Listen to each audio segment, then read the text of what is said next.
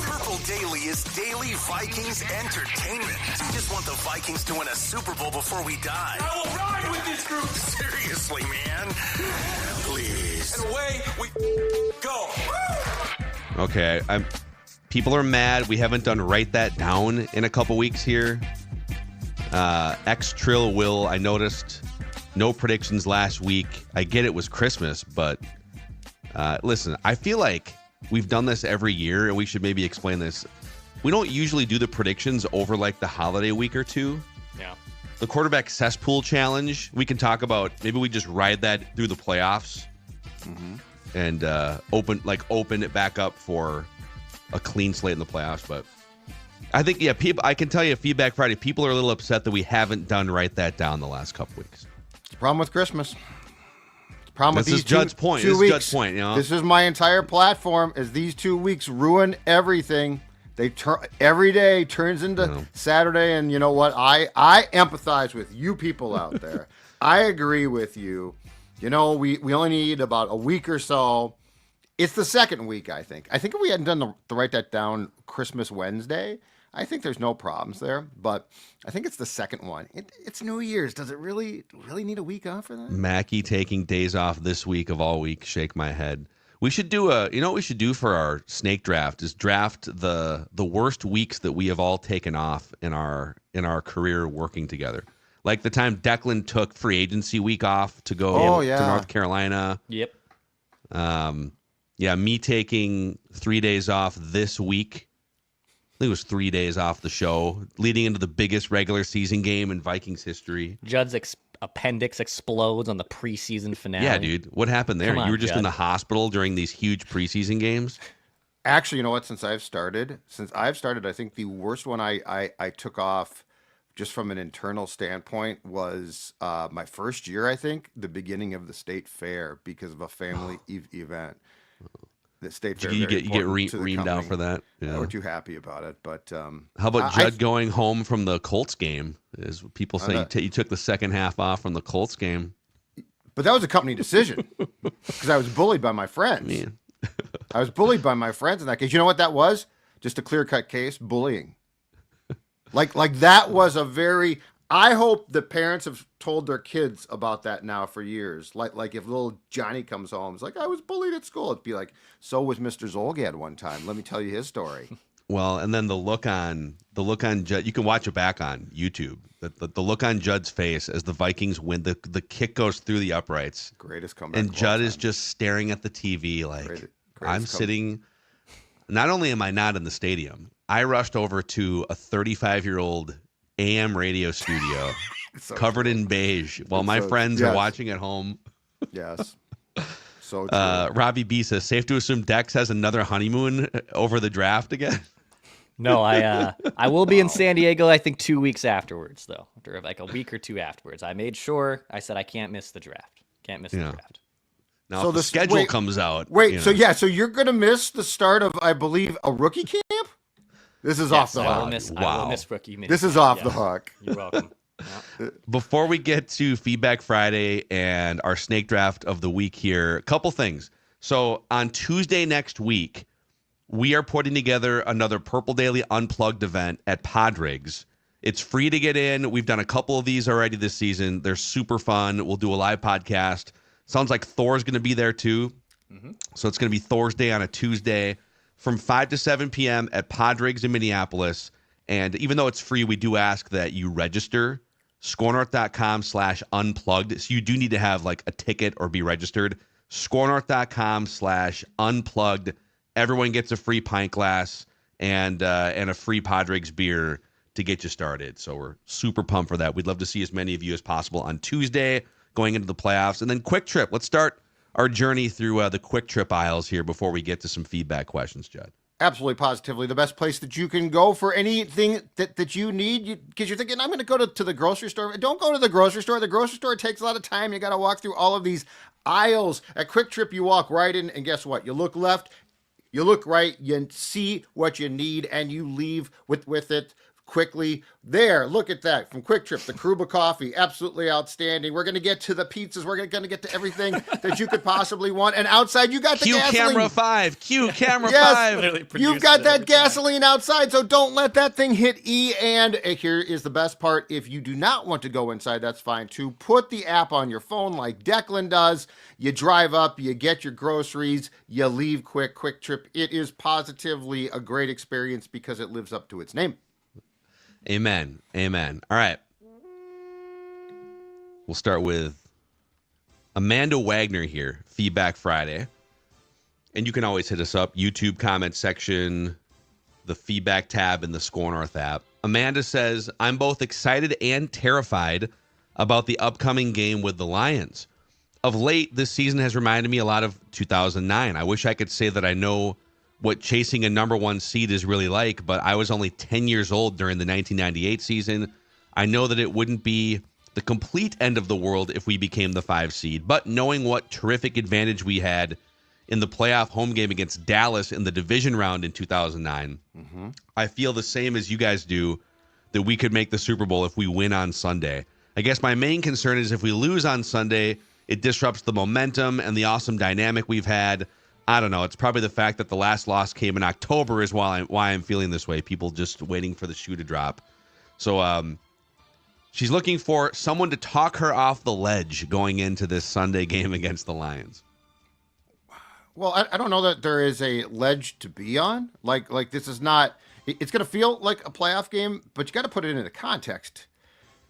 If they win, yes, they get home field potentially, and I say this potentially. Do not count this as a given, but potentially 2 home playoff games. But the reality is this: the Vikings. I could say this from being out there on Wednesday. The Vikings are not viewing this game as, oh my God, if we don't win, what next? Detroit's a good team. Detroit is definitely shorthanded defensively, but they still score a ton of points. They're really good. And so I don't think that this is ledge time yet. So calm down. Hopefully it goes well. I think it's going to be a fun game, a good game. But this is not not like a ledge, Amanda. A like, ledge?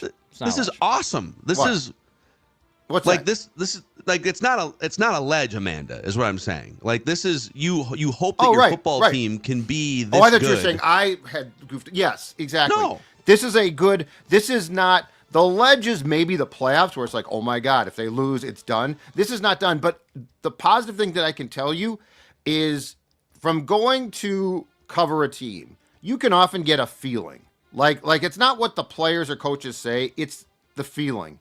I recall that when the Vikings and Brad Childress were going to play the Patriots, they got about as tight as you could possibly be. And it started with Childress because he was tight about playing Belichick. I don't have that feeling or sense at all here. So I don't think the players, so if you are nervous because you think that the team is going to be uptight, do not fear that. I don't sense this team is uptight one bit.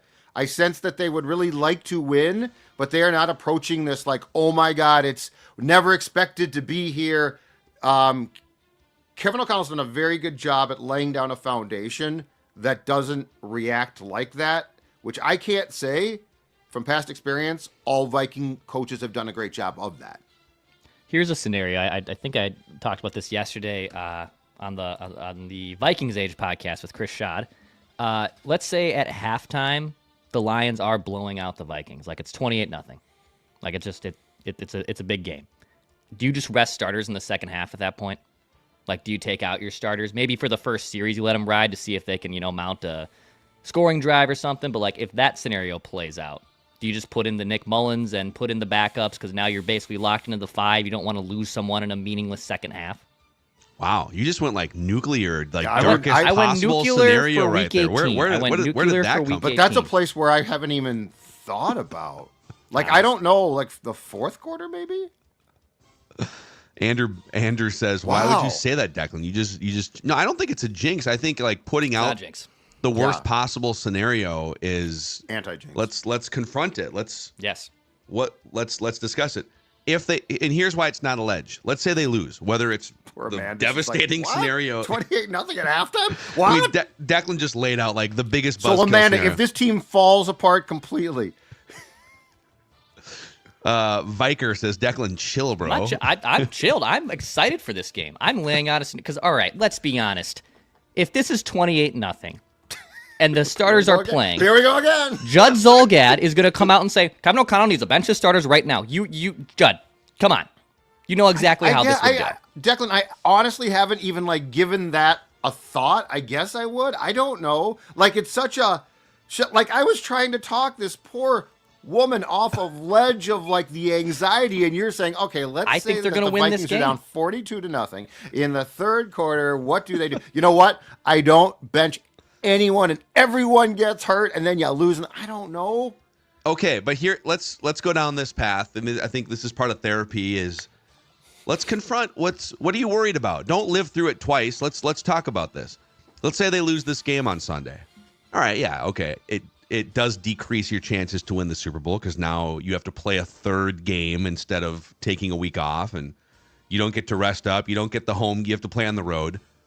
But also, you're still a 14-win, awesome football team that has overcome almost everything in front of you all season long, that is the best team in the NFL in one-score, one-possession games, fourth quarter comebacks galore under Sam Darnold and, Kirk Cousins a couple years ago. So it's not a death knell to your chances to still make a run. And by the way, if you lose and you do meet the Lions later in the playoffs, it's tough to beat a team 3 times. Of course, if the Packers win and meet the Vikings in the playoffs, don't mention that. I just think it's very important that the mood around the building is like the difference is this. As fun as 2017 was, you guys recall, Zim would get up to the podium almost every week and basically say, my quarterback's got a horseshoe up his butt. This is unbelievable. It's going to cost us at some point in time. Boy, this is going to sound so cliched, but I'll say it. Literally, trust the process here. They've got a process. The Vikings have a process here. This until I am proven wrong, until they absolutely, as Declan just pointed out, fall apart and fall flat on their face. Everything that I have seen and from this team is not what we're used to. And so I think it's, and look, if you're not there, it's very simple to fall back on, well, this is what I've seen, right? 2017, you get to the NFC title game and you get drubbed. But this team's not operating on that wavelength, and I think that's important. And I thought it was really important on Wednesday because I expected some tension. It's week 18. You've won 14 games. You're about to play a 14-win team. There is a real ability, not that you want to, but to get uptight. I don't sense that at all, you guys. I don't know that either of these teams is uptight, but if a team were to feel tight or they have to accomplish something right now or it's a massive failure, it's the Lions. Mm-hmm. The Lions were up by 17 points in the NFC Championship game last year. You're right. You could argue that last year was their real chance. You have a 17-point lead in the NFC Championship game, and you don't even get to the Super Bowl. Ooh, then you come into 2024, and you steamroll the league, even with injuries. And you're sitting at 14-2 going into week 18. And the Vikings are still sitting right in the lane next to you, staring over at you. It's like the John Daly Tiger Woods meme where Tiger Woods is all dressed up in his Sunday red. And here's the Lions, best season in franchise history. And the Vikings are John Daly in a flamingo shirt, ripping a heater with a gray beard in a rebuild season with Sam Darnold. I mean, the Lions have to be very frustrated by the fact that they're even playing a game that matters in Week 18. Yes, and can I compare this too? So to draw on the comparisons, the Lions feel, and this starts with Dan Campbell, who does a really good job. I'll preface this by saying this. The Lions feel like the race car driver who's not going to pit, and he's low on gas, and he's like, screw it, pedal to the metal until I die. And the Vikings have pitted. They've got their tires changed. And you're like, I don't know if that's really smart, but you know what? It's keeping them fresh. That's the race that I see. That's, I guess my question about Detroit, and it starts with, with the fact that they play an incredibly physical game that clearly has gotten guys hurt. But my question with Detroit is, can you go in 2024 with the modern athlete pedal to the metal for the entire season? Because Kevin O'Connell is very good about shifting down. Well, do you think, I'll throw this out. Benji Steiner says, the winner of this game will go to the Super Bowl. The loser will lose in the first round. This will be a brutal game, and their winner will need an extra week just to recover from it. This is why I was thinking the Lions should have rested starters against the Niners on Monday night. And I know that like some prominent NFL people have come out, like even Bill Belichick, and said I know on the outside looking in, it seems logical to not play starters, but the way that your mindset has to operate as a player, and you're telling backups that you have to go out there and play, but not the starters. But the Lions just played. They traveled. They played a brutal game, a physical game against the Niners, a taxing game in which they had to score a bunch of points. It was back and forth. And they essentially have 30 hours less to prep for this compared to the Vikings.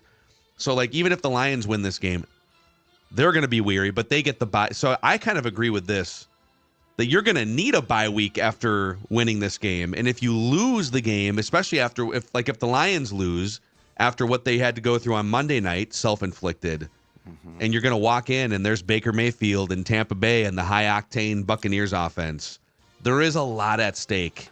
Just the rest that you get and the extra week to take a couple deep breaths and prep for the divisional round. But this is also how Detroit and Campbell in particular live. Like if he had resting the starters at some point against San Fran would have made sense to a lot of folks, but to Dan Campbell it doesn't. Like this is my question is, are they going to blow a gasket? Like, are they going to at some point, can they get to the finish line doing this? Because there is only one way that the Lions play and coach. And that is, we are going to take every risk that we have to. We're going to live on the edge constantly.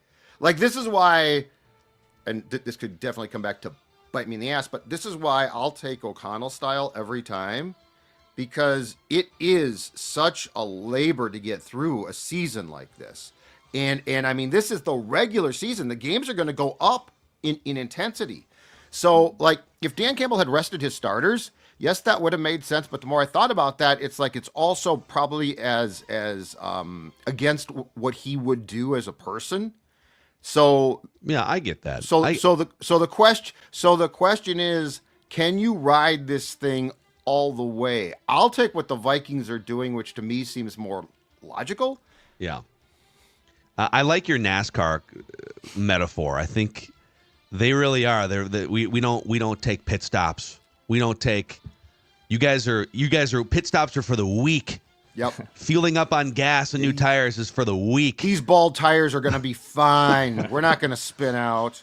We don't need gas. Yeah. Chancey and Fargo, our guy Chancey and Fargo says, with the Lions' explosive offense and tendency to go for it on fourth down, do you think KOC or Flores should change their strategy at all? For example, being more aggressive on fourth down versus having Will Reichert attempt field goals, or blitzing more on third downs, hunting for negative yardage plays to put Detroit in longer, like fourth and long, so they can't go for it. I anticipate a shootout, and I think the Vikings need to match Man Campbell's aggressiveness. I will just say, however you need to strategize, you're going to have to score at least 30 points, maybe closer to 40. And by the way, if your defense holds the Lions to 17, all the better. But like, you should plan offensively on scoring 42 points as a barometer to win this game, which probably means going forward on some fourth downs. I like his idea here. If it's 3rd and 6 or 3rd and 8, you know what? You might as well try to put him in a negative yardage situation by being aggressive, and then take your lumps if they hit on a play over the top. Like, they're probably going to march down and score anyways if they're in a 4th and 1. So yeah, I mean, I don't think you can combat what the Lions do by kicking field goals and punting on 4th and short and playing in a shell coverage. It'll be interesting. I think you can definitely account for those things without necessarily foregoing your identity, if that makes sense. Like, you can't, like, if Kevin O'Connell, and he won't, but if Kevin O'Connell got like outside of who he is and start to be like, I'm going to be like, I'm going to be like Dan Campbell. That's a mistake. If you go for it on 4th and 3 instead of, attempting a 57-yard field goal, I think that's fine.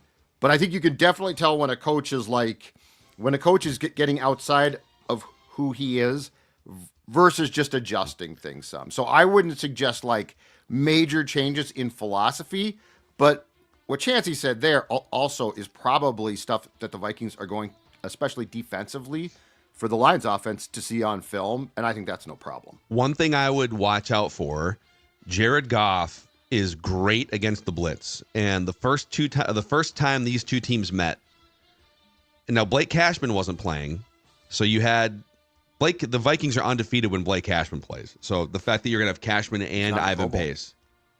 Yeah, non-Pro Bowler Blake Cashman. He's not an alternate. He didn't even get big time an alternate. Screwed. Snub. But the Vikings blitzed Jared Goff on 60% of dropbacks. On those plays, he was 15 for 16, 94% completions when blitzed. Yeah. 165 yards, a touchdown, no interceptions. Yep. He carved the Vikings blitz all day long. So do you combat that and say, we're not blitzing 60%. We're not even going to blitz 30 or 40%. We're going to drop back and do it a different way. Or do you say, no, now we have Blake Cashman back in the mix, and he's one of our better twisters and blitzers. Let's bring the heat and see what happens. Oh boy. So it's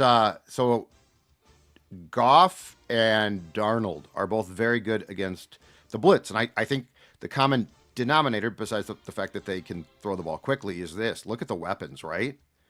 Look at the weapons. Like Gibbs. I mean, Gibbs is a phenomenal player. So I don't know that you blitz more just for the sake of that. Now, I will say this from Detroit's standpoint. I think they have to blitz because they basically have none of their original pass rushers left. So I think when it comes to the Vikings, it's probably more of a strategical decision. I think Detroit's more compromised because when you look at what that team has lost up front, it's incredible. So I think they're blitzing just to compensate. I think the Vikings have the advantage of blitzing strategically or backing off because of the stats that you just brought up from that first game against Detroit. Bud Rant chimes in here on Feedback Friday. That's pretty good. I'm going to give that guy credit. Bud Rant. That's good. Says, good discussion about the Darnold situation this week on the show. Ultimately, I don't think we should keep Darnold, but he has done a great job at making the decision difficult with his play and blossoming personality. To me, a huge factor in whether the Vikings franchise or extend Darnold is Brian Flores. It seems more likely that they allocate more cap space to quarterback if they know Flores will be around to squeeze as much production out of the defensive talent as possible. In my opinion, if Flores moves on, Darnold should be gone as well so we can bring in more top-tier defensive talent with the cap space for the next defensive coordinator. But I could see arguments either way. Would love to know what you guys think. I've never thought of it that way. That's an interesting take. So if you go back to what they've done, starting last March, I think what you have to look at as well, though, is despite the fact that the guys they brought in might not be household names, they did identify some really good players that fit what Flores does. I think a year ago, I thought this. Flores doesn't have his personnel, but he is basically squeezing as much juice as possible out of it. I guess this time around, I think he actually did get his guys, and that's a reason why the team has been so good defensively. So I don't know that plays a role. I just, the one thing that I can see is keeping as much space open as possible to bring in quality depth and quality players. And if you pay a quarterback up to a certain point, that becomes impossible. I don't know that just because we didn't know the players or they weren't considered household names that the Vikings brought in defensively, Phil, that doesn't mean that they weren't talented. And by the way, if you look in the way those contracts are structured, some of these guys are going to start to be paid more. Like Yeah. Grenard's incredibly cheap, I think, in 2024. I think if you look starting next season, the cap hits increase there. Yes. But an interesting thought process. Yeah. I mean, I like the thought of Brian Flores can take pieces creatively and elevate them beyond where they've been in their careers. And it's no guarantee that his replacement is going to be able to do that. So having the flexibility to say, all right, well, let's just go get a rock star defensive tackle or a rock star shutdown cornerback, Right. that we don't have to hide within a scheme or play in a timeshare. It is something to be considered. Ryan Buer says, I have sent a message for Feedback Friday a few weeks ago. Unfortunately, you did not use it, so I'm going to try again here. Ryan, we got you covered this time. I have the hottest Vikings take probably ever, he says. Whoa. Okay. Here's my take. Not only is Kevin O'Connell the best coach in the NFL, he is going to be the best coach in Vikings history in about a month and a half when the Vikings are holding up the Lombardi Trophy. There's more to this take, but I'll Okay. All right. Flag or no? I'll hit you with the. Okay, just chill. We'll see if you're moved here. with Chill on the second flag. part. Kevin O'Connell will also be the first coach to win back-to-back Super Bowls with two different starting quarterbacks. Wow. Oh my God, I gotta absorb that. I don't think that's ever happened. Did Sam Fran do it? No, there was a gap between. There's like a 4-year gap Montana between and Joe Young. Montana and Steve Young. Dallas had Aikman. Pittsburgh had Bradshaw. Washington never won back-to-back. They had three different quarterbacks, right? But never back-to-back. Yeah, I think you're right. Screw the haters. Screw the media. Wow. Let's roll. That's Ryan's hottest take. No flag for that. No flag for that. I mean, he ends with hate himself. What? Oh, like He ends with hate. He said, he says, screw the media, screw the haters. well, we are the media. Well, He's saying right. Screw us. Right. Well, that's what I'm saying. So no I flag. think he means the national media. Well, I'm still withholding the flag for that. I mean, he did just predict back-to-back Super Bowls with two different starting quarterbacks, and Kevin O'Connell being regarded as the greatest coach in Vikings history. So that's Greatest coach of all time, maybe. yeah. Forget Belichick. Forget Shula. Annoying Jinx chimes in, says, I need help processing something. Garrett Bradbury has looked okay all season, but not great. He spends a lot of time on his Brad butt, not enough sand in his pants. But he's a Pro Bowl alternate? Yeah. Was he that good and I missed it? Or do the Pro Bowl selections just suck this year? Or have the rest of the NFC centers been bad? I'm confused. He is regarded as a really good run blocking center. He's also now 6 years in the league, and some of this is who do you know, who do you not know? Right. I would say he's not as bad as people make fun of Bradbury at a level that doesn't match who he is as a player. He's not a Ring of Honor type talent. No. But he's not as bad as maybe 3 years ago or as bad as people think he is. Yeah. So I'll give him that. The Pro Bowl process is what? It's, I think, a third is fans, a third is media, a third is players as well. I mean, and it's incredibly flawed. I mean, the fact that Blake Cashman is not a Pro Bowl selection is remarkably stupid. Also worth noting, Sam Darnold is having this crazy breakout season. Yep. And Garrett Bradbury is his starting center who's making the protection calls at the line of scrimmage. So there is something to be said for, as a center, there's a few components that go into it that aren't just how well do you block? It's how well do you organize protections, communicate, work with your quarterback. And he plays a huge role in that. Bradbury has taken a really, really hard rap, I think, because his career got off to such a bad start.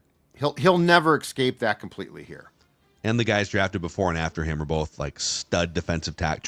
Dexter Lawrence, I think, was. Well, yeah, and you don't. And look, I mean, you do not take. In retrospect, we've all learned this now, right?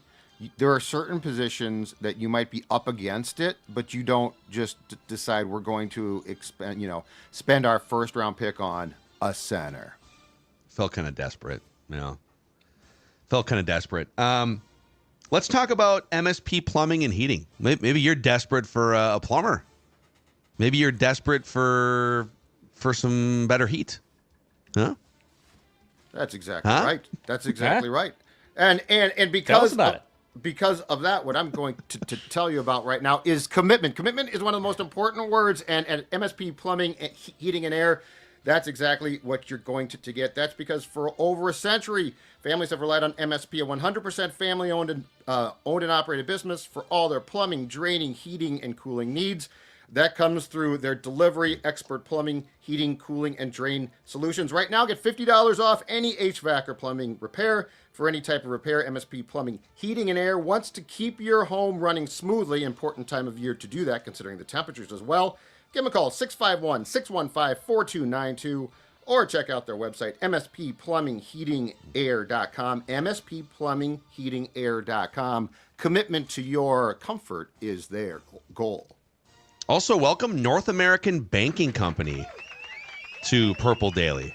6 locations across the Twin Cities: Maple Grove, Roseville, Shoreview, Hastings, Woodbury, and 50th in France. So in getting to know the team at North American Banking Company over the past year or so, I noticed a few things. Very, very friendly people, just like naturally friendly, knowledgeable people. They took the time to learn about my life and family and everything.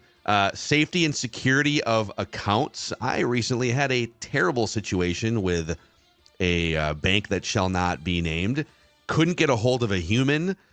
Just wound up going through a bunch of different prompts. The communication was terrible. It's not North American Banking Company. Nice to have someone local and someone that you can match face-to-face with, whether you're just looking for checking savings, whether you're looking to buy a home, tackle a renovation, financing a car, or setting up a new business. North American Banking Company can give you peace of mind about where you bank. Go to nabankco.com/Mackey to learn more.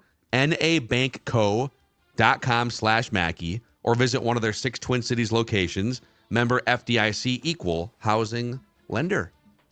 Okay. Let's see here. McQueen, our guy McQueen chimes in. Why does the national media hate the Vikings so much? Seriously.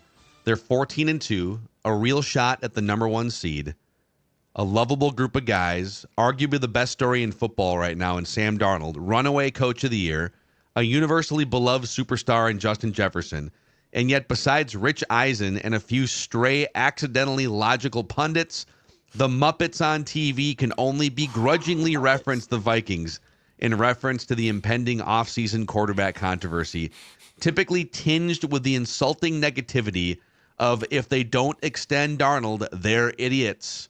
Why are they like this and not incredibly intelligent and nuanced like you fine gentlemen on Purple Daily? First of all, I'd like to object. Miss Piggy loves the Vikings, okay? Miss Piggy's assessment of the Vikings has been spot on all year long. Do not rip on her. Because they're talking about every single team and they don't pay attention. Like that's why. Like, do you really think Stephen A. Smith gave a second of a thought to the Vikings? He ripped back when Sam Darnold got off to a good start. Stephen A. Smith said, it's Sam Darnold. No one trusts him. He's going to suck, blah, blah, blah. He never thought about him again until he had to. So that's why. Like, these shows are not about, these shows have nothing to do with like being on top of teams, which is why, like our show, if you're a Vikings fan, is a better option. And often they'll ignore your team, or when they do talk about your team, what you'll find is they are just flat out wrong or really don't care. So, like, that's just how it works now, unfortunately. But the problem is, if you careful what you wish for in this regard. If you wish for the national media to talk about your team ad nauseum, because I'll bet you go talk to Chiefs fans. And by the way, side note, Chiefs fans will be fine. They're in the middle of a dynasty here. Who cares what people are saying about your dynastic football team? But 95% of the chatter around the one-loss dynasty Chiefs is they're a fluke. Their offense is garbage. They continue to be carried by the officials. Never mind the fact that I think they have the number 1 scoring defense in the NFL and the greatest quarterback of all time and one of the 3 greatest coaches of all time. Mm-hmm. And so even when you're riding that high, you are the Kansas City Chiefs. 95% of the conversations about why you are going to get beat in the first round that you play in and why you are a fluke who is only here because of the officials and the league is rigged. So if you also want to drill down real deep, Vikings fans should be somewhat thankful. It is very clear, and I mean, this goes back to the opening night of training camp, that Kevin O'Connell, while he doesn't talk about it publicly a lot, has used the narratives to his advantage. Like they are still, they're still, talking about I guess we're playing in week 18 now at 14-2, so they can't ignore us. That's from up top. So like the doubt about this team, starting with the prediction of 6.5 wins, that has been a huge internal focal point. So like in some ways, it's a good thing. In some ways, the disrespect has been absolutely paramount to part of the jumping off point that O'Connell has now used for months in trying to get this team to overachieve in the mind of the people that thought they couldn't do much. Whiteboard material. Yeah, right or wrong, Minnesota sports fans, and probably all Minnesota sports fans, whether your fandom lies, they love and hate when people are talking about their team. It's always great for talkers, and hey, so and so said this about the Vikings, so and so said this negatively about the Vikings. Mm-hmm. It's polarizing, and I don't know if it's like a Minnesota thing, but yeah, we get very offended when we don't get our flowers when we obviously feel like we deserve them. But to Judd's point, we feed off not getting our flowers. Also, it's better. It's better that way. Mm-hmm. Casey McCarty says, "Hello, Purple Daily. Love the show. You have continued to say that there will be plenty of time in the offseason to talk about where Sam Darnold ends up, yet we continue to dedicate episodes and long portions of other shows talking about this topic. Can we do more to live in the present and talk about the huge games coming up for the Vikings this year? Let's let the national talking heads fixate on this Darnold issue and spend our time talking about what could be a good chance at a Super Bowl run." Sports Dad, any thoughts from you? Yes. First of all, we do at least one, oftentimes 2 Viking shows a day. We talk a ton about the games, like this week, clearly. But the reality is this, and I know that some people hate this, but the reality is when it comes to your starting quarterback, you are going to have to talk about it. Like there are things.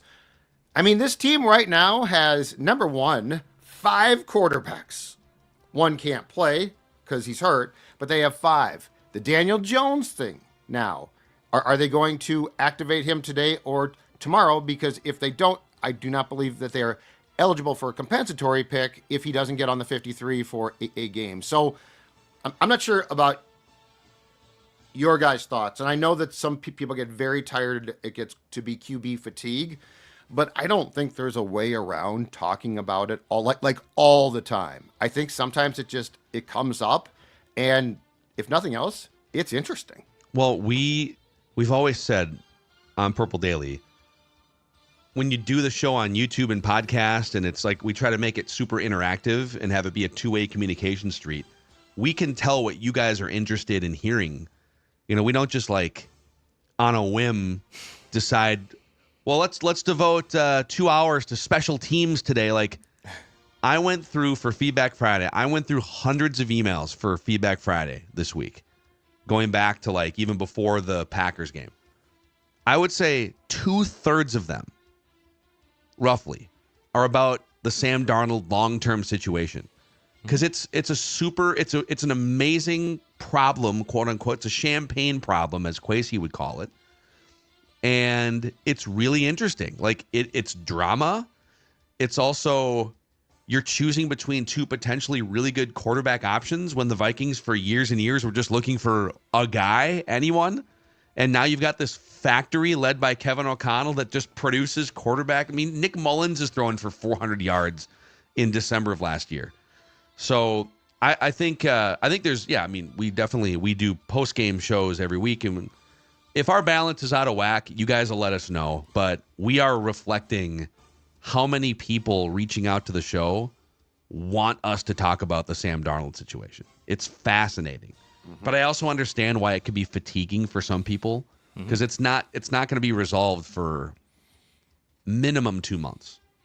Minimum, maybe month and a half, at the earliest. But Brandon Flom says, I was thinking on this reckless speculation Thursday. He sent this in yesterday, obviously. Reckless speculation. Tom Brady was seen talking with Sam Darnold on Sunday. He was doing the game for Fox. Saw it. What if the Raiders trade for Darnold, giving us a first-round pick and something else? I would like to hear you guys talk about the possibilities that the top 6 to 7 pick the Raiders have could give us. Do we trade back? So he's already saying, like, this trade happened. Now the Vikings have the 7th pick. I appreciate it. Do we trade back? Do we get a defensive tackle? Do we get the Boise State running back? What do you guys think? I don't know that a team is going to give up a top 10 draft pick for Sam Darnold, but it would be awesome if you could make that happen if you're Kwesi. So what is the tankathon right now? Let me see here. So the Raiders. So this is the problem. The Raiders, according to Tankathon, at 4-12, when you do the current tiebreakers, are the 8th pick. Yeah. Okay. So like this is a realistic, because there's 2 or 3, probably 2 top 10 QBs in this draft, and they're going to be gone quickly. Although Jalen Milroe just declared, so he might. Thor thinks he might be a top 10, 15 pick, so there might be a third one. But Fair enough. But the point is, I've thought about this, and now here's my real question: would the Vikings? So I could easily see the Vikings franchising Sam, and I could also see them trading Sam. But would you end up trading him to a team where it looks like, okay, that's not a great fit for Sam? Or would the Vikings try and trade him to a team where all sides would agree, hey, you know what? It's been a great year. Thank you. Now I'm going to San Francisco, Yeah, well, this is where, even though Darnold doesn't have like a no trade clause officially, right? If you franchise him, right, his hammer is, well, that franchise tag is a 1-year deal. So you can trade me to the Raiders if you want to, but the Raiders aren't going to do that trade unless he's locked in for at least 3 years. Right. So his hammer is, I ain't going to sign a long-term deal with the Titans or the Jets. You're not sending me back to the desperate Jets. Can you imagine if they tried to trade him back to the Jets? So you're gonna have to work with him really in any scenario. Okay, Mark Kennedy chimes in and says, I've been thinking about this since the J.J. McCarthy injury preseason. The Vikings are doing similar things to the 1999 St. Louis Rams, where a quarterback has to start the season that the national media has no positive feelings for. Now, in Kurt Warner's case, the national media had no feelings for or had any idea who he was, period. Right. Unless you watch the Iowa Barnstormers late at groceries. night on ESPN2. Yeah. At Hy-Vee. Weapons everywhere on offense. Just got a new running back in the offseason who can also catch passes. Marshall Faulk, in that case. Marshall Faulk was... that version of Marshall Faulk was one of the greatest players to ever play football. Nice trade, Colts. Top-end pressure defense causing turnovers. I like the trend. And I would say, too, he didn't say this, but an overly positive and emotional head coach. Dick Vermeil. He was like kind of an older, more grandpa, and Kevin O'Connell is younger. I like the trend this team is headed in the postseason. Now, that Rams offense was the greatest offense in the history. Didn't they set the scoring record somewhere in that window? Did they score more points? No, I guess maybe they came up just shy of the Vikings. The Vikings, right? The Vikings in 98. The Patriots broke the record. Yeah, but the Rams were like in that category. Greatest show on turf. Absolutely. Yeah. Interesting. The quarterback thing to me is a big difference because in the Darnold thing, like he was seen as a flop. Like he was considered one of the greatest flops of all time. To your point, I think Warner had been at training camp with the Packers at one point and had played for the Barnstormers, but was a complete unknown. So I think there's a difference between, like, Kurt had to prove himself and clearly did. Sam didn't have to just prove himself. Sam had to overcome being a league-wide laughingstock.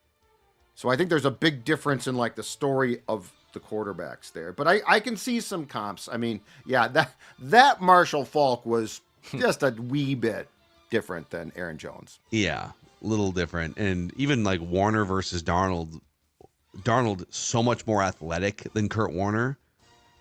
Now Warner became this incredible dissector of defenses, and he was for at least like maybe 4 of the seasons he played in. He also completely fell off like 2 or 3 years afterwards with the Giants. You remember that? Backup, but then had a resurgence. With the Cardinals. His entire the bookends of his career are where he made the middle is weird. I mean, he's a Hall of Famer. He went to 2 different Super Bowls. He won an MVP, but like I hear the case why he's not.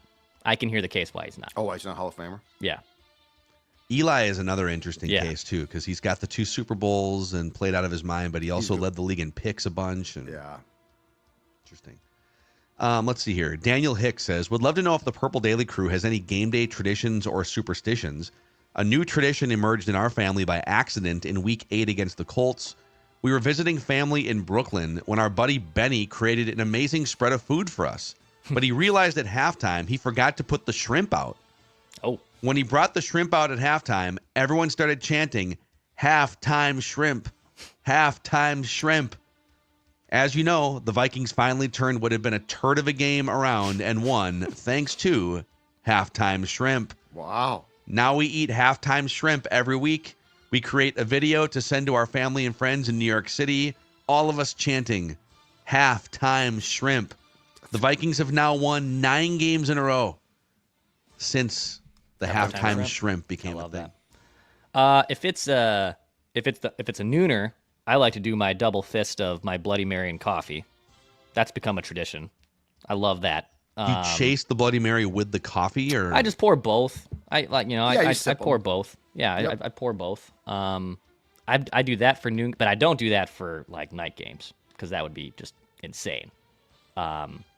But I think that's probably. I feel like you might have to though for this one. Well, this one I might have if it's to. worked. Right? It's gonna be late. I might do the Dan Campbell and just go get 2 of the largest Starbucks you can possibly. Oh my god. Pay for. Yeah, I don't know how he chug them that. both right before kickoff. We'll start that. The halftime shrimp. I'm in on the shrimp's a great halftime idea. shrimp. All I right. had shrimp for dinner last night. We probably eat shrimp legitimately like once a week in this house. Like I buy a pound of shrimp once a week. Do you like shrimp cocktail, or do you heat it up? We'll grill it. We'll air fry it. Like yesterday, even I decided, you know what? Let's just throw this in the air fryer. I don't want to step out in the -6-degree cold. But I love it. Little dill seasoning, some Old Bay. Love it. Cade Pearson says Starbucks and chaw. All right. Put a big dip Starbucks, in yes. there. Chaw, no. Can't do that. Rosana Valencia says, hello, my husband Mike and I moved to Ecuador for retirement 8 years ago. He knew Phil and Judd from the radio days. He was happy to find you guys via podcast and YouTube. Your content kept us up to date with Minnesota sports, especially the Vikings. He loved his Vikings all his 70 years, really wanted them to win a Super Bowl before he died, but he passed away last August. Mike did.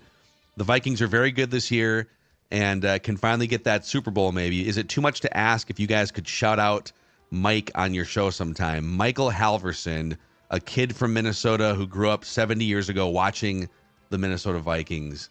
Michael and Rosanna, rest in peace, Michael. Absolutely. Yeah, that's why we say, before I die real. is kind of, It's a real it's kind thing. of cheeky, but it turns very real when stuff like this happens, where all of a sudden, Absolutely. like the years go, every time the calendar turns to a new year like it did, and you look back, you're like, holy crap. Exactly. It's 2025 already, and we're all just sitting here. I'm 2050 is as close as 2000 was. So the gap from 2000 to 2025 is going to be the same gap from 25. And I do that all the time with time, like timelines. I think of that all the time, and it blows my mind. When like an old movie comes out, right, or something, I was on the plane ride. We were in Vegas over New Year's Eve. By the way, set the alarm. We're early to bed usually. Go to bed at 9. Set the alarm 11:30. Get up for the new year. That's been the Mackey's plan for like 10 years. We can never actually stay up that late, especially when you're like West Coast time. Yeah. Go to bed, take a late night nap, set the alarm, get up, and then I don't know, stay up for a couple hours. Just get housed. Yeah, then get housed. Yes. We binged a show. We've been binging. She Never Saw White Lotus, and I was all into that. And the new season drops in a month, so I've been catching Kelsey up on it. But we were like halfway through season 2, and I looked at the clock and I was like, oh, it's 12:07. Happy New Year. Like we didn't even watch the ball drop or anything. We were just binging the shows. It's amazing. But like with movies, oh man, that movie was 1960. Boy, that's a really old movie. And then you think, okay, well that movie was made 25 years before I was born in 1985. Yeah. So, and now we're almost 40 years from that point. Yeah. I don't know. It's crazy, man. Time. It's very fleeting. Even the when you go to the liquor store, you're at the bar, and it says, 2024 of January 3rd can buy beer. So people born in 2004 can now legally buy a drink. Even that part kind of blows. When I saw like 1991 on that date is when I said, "Oh my God, I'm getting older," and now it's like, "Oh my God." I mean, I could be a grandpa. Mm-hmm. Think about that for a second. You could be. I could be a grandpa. Brett Favre was one at like 40. I think at 40. He was an early grandpa. I think his kid had a kid when she was like 18 or 19. Let's see here. Let's do Lucas Charters. Just wanted to share some sad news. We had to say goodbye to our dog last week. Oh. We got to enjoy one last Vikings win together, the Seattle game. He was actually a 2-time guest on Ventline, which would officially make him a friend of the show. Yep. I was wondering if you guys could send my boy out in style with an official flag wave. Oh, R.I.P. Is it Leonidas? Leonidas? Love that. Friend of the show. Who's a good boy? Who's a good boy? You're a good boy. There you go. Beat some lion's ass. It's what he would have wanted. His last request. Be the lion. Be the lion. Dang him. Oh, man. Okay, that's the feedback batch. We'll get to a snake draft of the week here in just a moment. Presented by Federated Mutual Insurance Company.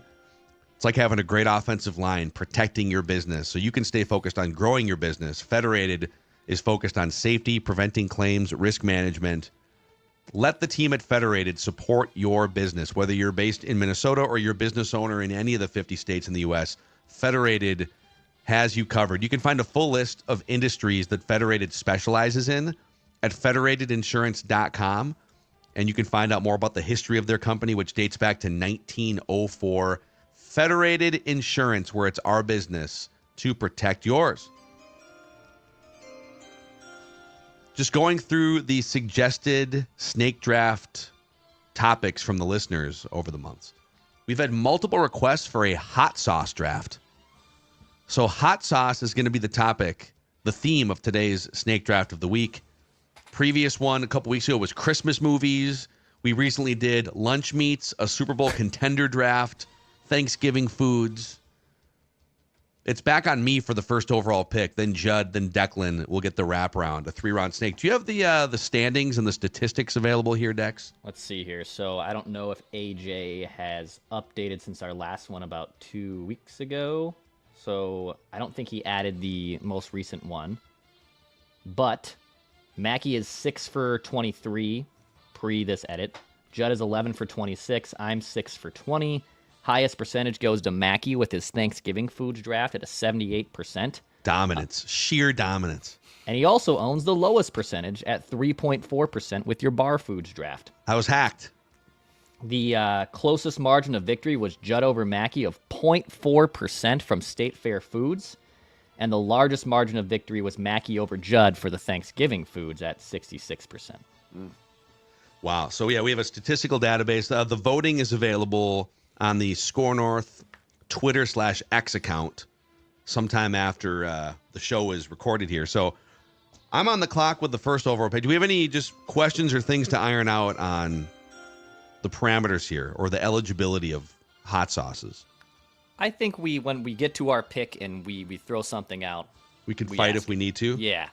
Okay, yeah. So, and are these brands as well? Like, because the brand in this category is very big. Correct. Okay. Yeah. Okay. I think it's sure. probably going to be mostly a brand-driven draft here. That's what I've prepared for. So good. I guess so. So with the first overall pick, and boy, someone nailed it in the comment section here. Too Tall, 1999. I'm very predictable. Mackie going to pick Frank's Red Hot. I will indeed draft Frank's Red Hot. Wow. With the number 1 overall pick. Very versatile. You can use it on breakfast foods. You can put it on mac and cheese. You can put it on pizza. It's great on pizza. You could go get your own wings or chicken and make them in your air fryer. Yeah. Mac and cheese, that's a good idea, actually. So that puts Judd on the clock here. Yep. All right, so I've got a big board in front of me. Rob, I can't wait for Judd to draft. Yeah, that's why I asked. I asked about that. But yeah, I mean, it's if you think it's spicy, you could. Yeah, you could do spicy. No. I'm going to go with Louisiana hot sauce. Wow. Louisiana hot sauce. So that's like the Crystal Louisiana brand that you see at Yep. Well, like Bubba Gump's shrimp restaurant. Okay, so the Crystals one. Okay. Because I think there are I think there's 2 different ones. There's Louisiana hot sauce and there's Crystals. Okay, let's go with let's stick with then what I said. Louisiana hot sauce. So that's not the Crystal one then. You're right, Declan. Okay. Yeah, on so my the Crystal board one is still on the table. I've got them. Yes, I've got them both on my board. So just for clarity, Louisiana hot sauce is my pick. People are just hammering Judd here. Judd's going to draft mayonnaise. Andrew, they're not. You know what? I am not. You know what? People got me because I'm going to be very forthcoming right now and saying I'm not really a hot sauce person. So like their read on my taste buds, while insulting and degrading and embarrassing, and I feel like I'm being again bullied, is not wrong. Is ranch dressing a hot sauce? Is that eligible? We might find out in the 3rd round from Judd. I think it has to be. I think for the purposes of this exercise, it does have to be spicy. So, I can't be drafting ketchup but yes, people are right. I mean, they have nailed. They do have spicy ketchup, though. You could draft spicy ketchup. Hold on a second. I'm gonna add that. Put it on your big board. Yeah. I'm going to add that to my big board. But people aren't wrong. Okay. Mayonnaise. All right, Declan gets the wrap around here. I will take original Tabasco, which is my favorite hot sauce by far. I'm shocked this actually fell to me at 3. Now, there's other Tabascos that are on the board. So, like, if you guys want to take a different flavor, there are different flavored Tabascos, and I think we can honor that. But original Tabasco is my go-to. I put that in my bloody. I put that in my had some ramen noodles yesterday for lunch because I'm still a college kid at heart. Tabasco and the Tabasco ramen. and the ramen. Oh, yeah. Wow. So and everyone I feel like makes their ramen a little differently, assuming like you're making the brick form. I always boil the water first, put in the mixture, then put in the hot sauce, then put in the brick. Wow. Some people do this a little differently, I know. So how about some Heinz in there? Oh, I don't care for Heinz. Hunt's? What's some Hunt's? I don't care. Some Hunt's ketchup? There was some Hunt's. Like, I mean, I put ketchup on things like that before. Basketball guy calling Declan bland here. I don't know. Tabasco. You want bland for sauces. You're looking at this guy right here compared to Declan. All right, so with my wraparound, I'm kind of between a few, but I feel I have to take this because I also do use it when I'm out of Tabasco, and I probably am going to upset Mackie here, but give me Crybaby Craig's. No! Dang it. Yeah, Well, I mean, if you really wanted it, you knew that you probably I was had shocked to take because that first. FYI, Frank's Red Hot, not even on my big board. Not a Frank's Red Hot guy. It is a hot take. Was it on Judd's big board? Could I have just let that fall to the 3rd round? Frank's Red Hot original hot sauce is on my big board. Okay. Yeah, but I would not have taken it. I don't. Crybaby Craig's is my favorite hot sauce. Yeah, I'm shocked. But I was trying to play the game a little here and hope that it fell maybe into the 2nd round. Yeah, and if you haven't tried Crybaby Craig's, it's based in Minnesota, but I think they ship. You can get it. I think they ship it any part of the country. So great logo. I think it's legal in all 50 states. That Crybaby Craig. All right, we're back to Judd here. 2nd round pick. I almost feel, as a measure of living up to my standards, that I should take this. And I'm talking about the spicy ketchup because I didn't have that on my big board, and I feel like foregoing ketchup was really a anti-Judd thing. So give me the spicy ketchup. Spicy ketchup. So I am just simply wondering this, or asking this for AJ, who has to grab the graphic, because I think he's probably going to ask me, what the hell is spicy ketchup? Is this a Heinz brand, or like a... Because the picture will matter here in the snake draft. I mean, you can just Google. Yeah, there's a couple different brands. Judd, Yeah, let me ask you this: have you ever actually had spicy ketchup, or are you just drafting based on your own personal brand here? Yeah. Yes. The latter. The latter, not the former. I'm drafting based on my own personal brand. Oh man! All right, I'm just gonna put spicy ketchup. Grab whatever you want. If you Google it, there's a couple there's a right now. Lola's. Yeah. Oh yeah, it's right here. Yeah. Dex. There's a Heinz habanero spicy ketchup. I see that too. I'm kind of curious. And as someone who doesn't even like ketchup. Heinz makes a chipotle tomato ketchup too. Amazing. I forgot. Okay. Yep. Okay. All right, back-to-back picks here. I gotta take Cholula for one of these. Okay. I put Cholula on almost everything too. I kind of alternate between Frank's Red Cholula and Crybaby Craig's the most. And if there was a fourth one in that group, the one that I would use at a restaurant almost every time when I see it in the spice rack, Tapatio. Yeah. Give me Tapatio. So Cholula and Tapatio here on the back-to-back. I feel like Tapatio, you find it at most. You go to like a real authentic Mexican restaurant. That feels good. And it's like the mainstream hot sauce for Americans, but then they have a bunch of other ones you've never heard of. Yeah. Tapatio is really solid. Okay. We're back to Judd here. Your final pick. Spicy mustard. No. I'm going to go with... I'm seeing if there's a brand here. Chipotle mayo. No, I was going to go with Chipotle hot sauce. Yeah, you can do that. Like an aioli or... And I'm looking at the types right now. There's a Tabasco Chipotle sauce. Okay. Yep. Kind of. It's right here. Tabasco Chipotle. Okay. It's called, well, at least the product that I'm checking out right now is Tabasco Chipotle pepper sauce. Have you had that before? No, I don't really do hot sauces. I'm just I need to participate. Like, I need to be. Look, I will say the draft is the draft. You can't say, well, I don't do that, so I'm not going to participate. So I'm trying my best to participate, and I do like Chipotle sauce. It's just funny, though, that you have drafted two things that you've never tried before.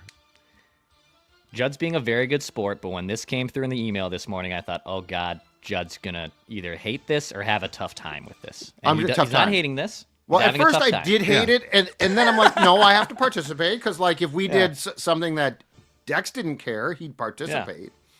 Basketball guy wants you to say Chipotle again. Chipotle. Yeah, I think you got it. Chipotle. Yeah, I might have said Chipotle. Chipotle. Well, what's the correct pronunciation? Chipotle. Chipotle. Yeah, that's. I might have said E at first. Chipotle. I might have said Chipotle. Chipotle. Yeah. I think I got it right. I say Chipotle sometimes as a joke. Yeah, Brady's exactly right. Like you can dunk on me all you want. This is not my strength right here.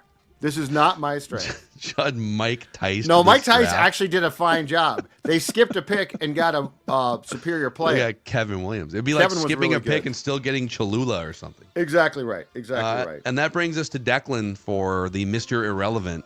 Okay.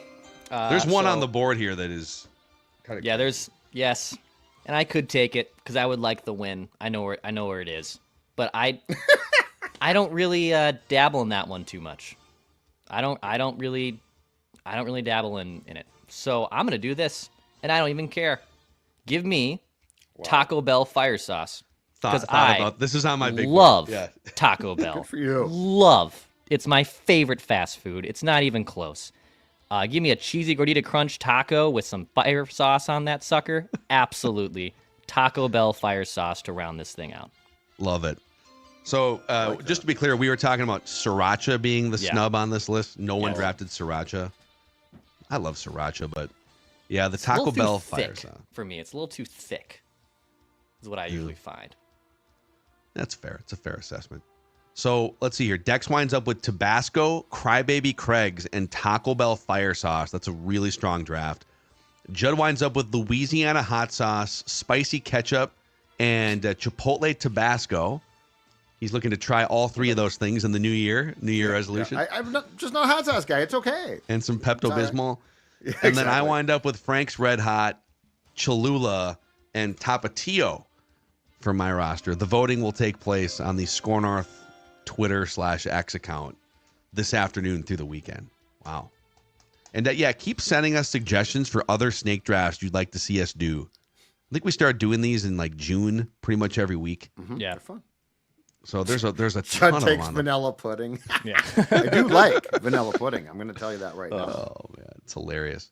And yeah, thank you guys for hanging out with us on this Friday morning here. Don't forget, is it scorenorth.com/ what's the Unplugged. Unplugged. You want to come hang out with us on Tuesday at Podrigs for a Purple Daily Unplugged. It's free, and everyone gets a free glass of actual glass, but then like beer in it too. So you get a free glass of beer of spicy ketchup, Spicy beer. of any of Judd's hot sauces of your choosing. I had a jalapeno lager in Hawaii at like Maui Brewing. It was legitimately one of the best beers I've ever had. I can't. It's not over here. It's illegal in Minnesota. Yeah, it's too spicy. It's like a it's Wapatui. so good. It was so good. I had 3 of them. It was delicious. We should get Podrigs to make a spicy one. They for probably Tuesday. could, Man. actually. Sign us up. Yeah. So, all right, guys, good stuff here. We'll be back tomorrow for Purple Picks, where we will officially pick Vikings or Lions. We just want the Vikings to win the Super Bowl before we die.